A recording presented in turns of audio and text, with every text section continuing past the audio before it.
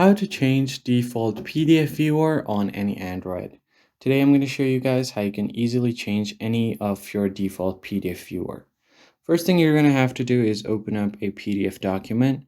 So what I'm going to do is open up my files first, and then I have a PDF document right here. So I'm just going to go ahead and go to my internal storage, and then from here go to documents.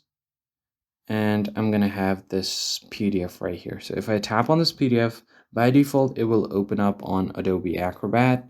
So let's say if I want to change that, what I'm going to do is go to my settings and then find my app settings right here. So I have my app settings, tap on it, then click on the app which is currently using to open up the PDF.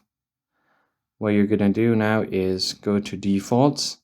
And under set defaults at this app, you'll have an option called clear defaults. Tap on it, and the default has been cleared. Now let's just head back to our PDF on our file manager. So here I've got the PDF. So if I tap on it, now I get an option to open it with other apps. So let's say if I want to open it with WPS Office, I'm just going to choose this and tap on just once. Now I've changed the default PDF viewer. So that's pretty much it, guys. I hope this tutorial was helpful to you, and I'll see you on the next one.